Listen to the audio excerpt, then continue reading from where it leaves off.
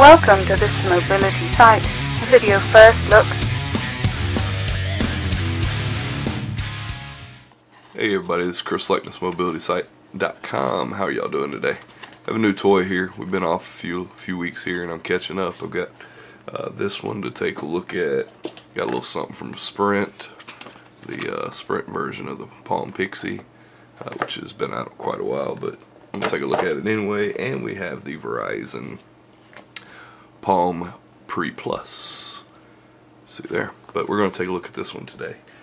Other ones, well, whenever. So this is a Verizon Motorola Devour, and it comes with Moto Blur. If you remember that from the T-Mobile Motorola Click, it's a social network featured or centric OS or Android OS build. It's built on top of Android 1.6, which I believe is donuts. So anyway, I've already been in it because we took a look at it earlier, but real quick, what's in the box here? We're not really going to call this an unboxing, although it kind of is. The device, we'll look at that in a moment. And a very simple content here. And I apologize about the lighting. I'm not using my little light studio because I've got too much junk sitting over there and I didn't feel like cleaning up tonight. We've got a micro USB to USB, so you can go from your computer straight to the device, or we have a wall charger that you can plug the USB end of it in and charge using your wall socket. Another thing that's pretty nice is very little documentation, which is pretty cool because you really do need all that documentation that I throw away every time. So we got tips, hints, and shortcuts. Some junk we don't care about. Getting to know your Moto Blur, which is the version of Android that you're using. It's a Motorola only, like I said, social networking centric OS build. So we'll put this away and we'll take a quick look at the device here, and hopefully it will do okay considering, or despite the fact that we do not have the same kind of lighting that y'all are used to from my videos. So this is the Motorola Devour, and it's just like this. The construction is a really heavy-duty aluminum solid chassis. It's really heavy, not overly heavy, but heavy enough you know you've got it in your hand. It's got some soft touch portions on it in black accents. Makes it look really nice. Really hot looking device. I really like the looks of this. One thing I didn't like about the Motorola Droid was the stupid little D-pad when you open the keyboard. This is a slider and it does have a keyboard. But the thing that's different about this one is it doesn't have all this wasted real estate here that the Droid has with that D-pad. Instead of the D-pad, we've got an optical sensor there that you can move your finger across and scroll through the pages and whatnot. So anyway, that's that. What we have on the front, you got your speaker there, 3.1 inch HVGA screen. It's not as good as a screen as the Motorola Droid that everybody knows so much about, but it's pretty nice. You've got some, it's a capacitive screen as well.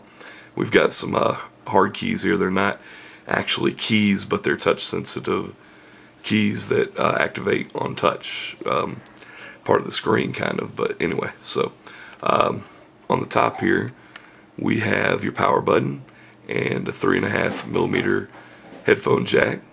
The camera, which is a 3 megapixel camera, no flash,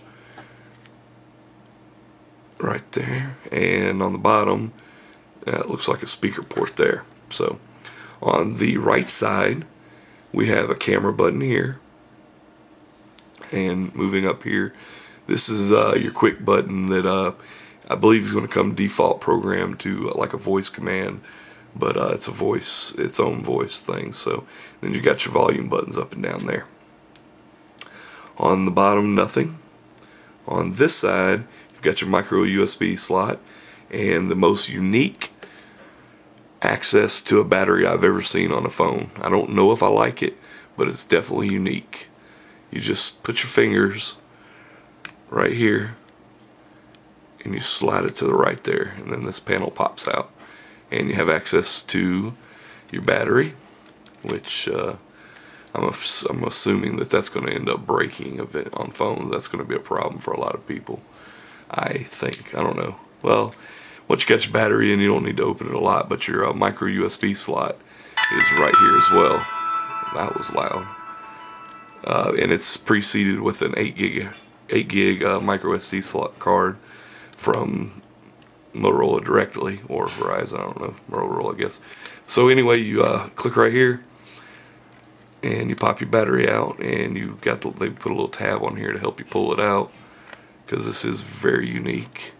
And there's your battery, which is a 1400 milliamp hour battery, which should be sufficient. Pops right back in there. Slide this back up, and this time we're going to go to the left, and voila, we're done.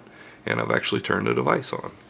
So going to the keyboard here, that is a very, very nice keyboard. Fingers sit right in there just fine. You can reach all the way end to end, even if you got fat fingers like me. And the keys are well spaced, they're slightly raised, and you can actually, you're touching them when you feel them. I could see being able to pound out some emails with this keyboard. Really, really nice.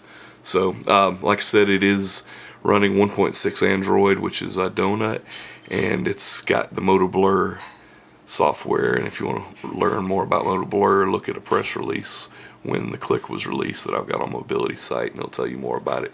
Really neat looking social network centric rendition of Android. So I can't really show you anything right now because, well, let's see here, I haven't set it up yet.